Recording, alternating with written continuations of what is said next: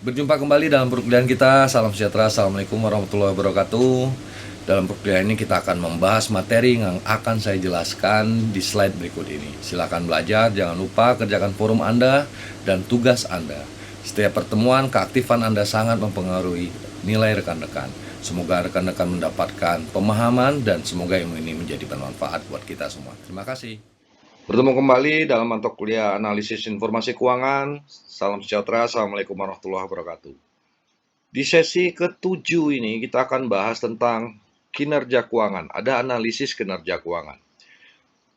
Secara gambaran besar, kalau kita bicara tentang kinerja keuangan, berarti kita membahas bagaimana perusahaan tersebut, bagaimana suatu perusahaan memiliki kinerja yang baik, positif, atau yang buruk. Dari sisi apa kita menilai kinerja perusahaan tersebut baik atau buruk? Dari pertumbuhan aset. Apakah semakin tahun kekayaan perusahaan itu semakin meningkat, atau stabil, atau malah menurun? Analisis ini yang dilakukan, poinnya seperti itu ya.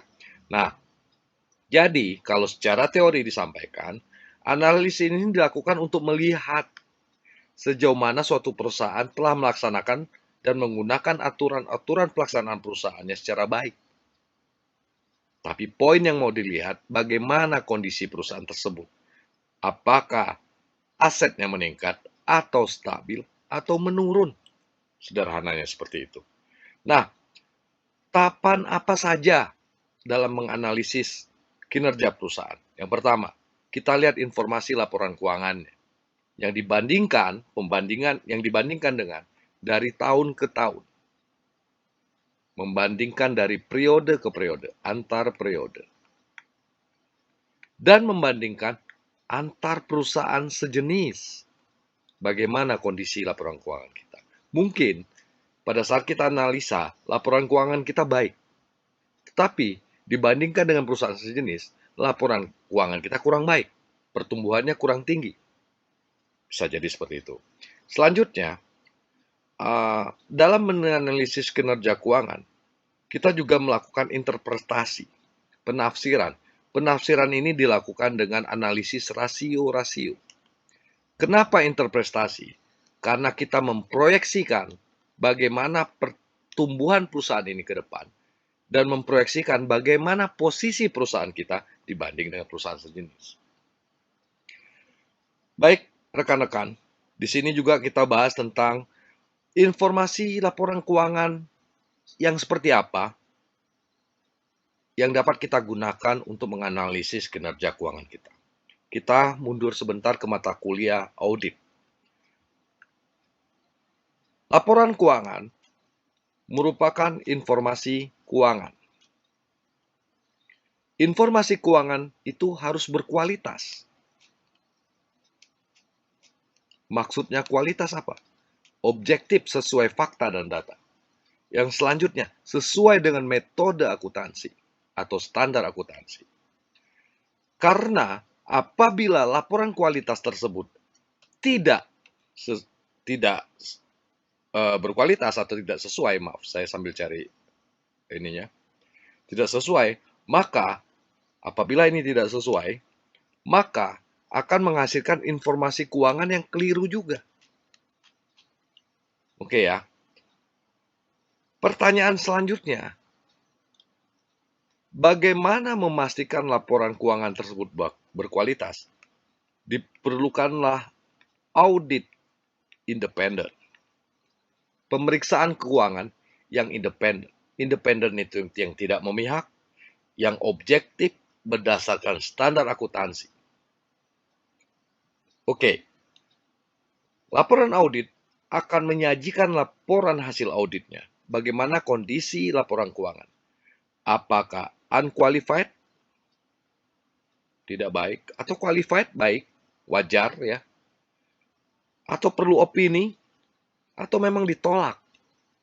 Yang paling baik adalah laporan keuangan itu seharusnya qualified. Baik, wajar, dan sesuai dengan standar akuntansi. Setelah itu, Apabila sudah yakini informasi keuangannya benar, baru kita analisa bagaimana melihat kinerja perusahaan kita. Di modul ini fokus kinerja, penilaian kinerja perusahaan dari analisa kebangkrutan ya. Tetapi dari sisi positif kinerja perusahaan itu banyak sekali yang bisa kita kembangkan. Misalnya bagaimana menilai kinerja aset. Kita bisa analisa dengan return on asset atau on investment atau return on asset. Bagaimana pertumbuhan aset mempengaruhi pertumbuhan pendapatan kita, bisa itu. Bagaimana pertumbuhan persediaan, bagaimana perputaran piutang dari tahun ke tahun, itu juga menunjukkan kinerja. Nah, di modul ini bicara tentang analisa kebangkrutan. Di contoh kasusnya juga nanti teman-teman bisa lihat contoh-contoh dari analisa kebangkrutan. Kalau analisa kebangkrutan ini, kita lebih melihat bagaimana kondisi perusahaan kita dengan menilai kecukupan dana perusahaan kita dibandingkan dengan nilai kewajiban atau dibandingkan nilai kewajiban perusahaan kita. Ya. Analisa kebangkrutan analisa kebangkrutan bisa diprediksi berdasarkan prediksi kebangkrutan univariate ya. Jadi kita menganalisa kesulitan keuangan kita, nanti juga dipelajarin contoh kasusnya ya dengan membandingkan beberapa rasio seperti rasio EBIT, earning before income tax, dan rasio pertumbuhan laba maupun prediksi kebangkrutan multivariate. Jadi banyak faktor-faktor yang kita lihat. Baik, rekan-rekan, saya rasa itu pertemuan ketujuh kita. Saya ingat kembali, di pertemuan ketujuh ini ada tugas. Penting buat Anda adalah pelajari modul Anda, buku materi pokok Anda, pahami logika dengan berlatih tugas, dan pelajari latihan-latihan kasusnya, yang itu juga bagian dari tugas Anda di sesi 7 ini. Terima kasih, salam sejahtera, Assalamualaikum warahmatullahi wabarakatuh.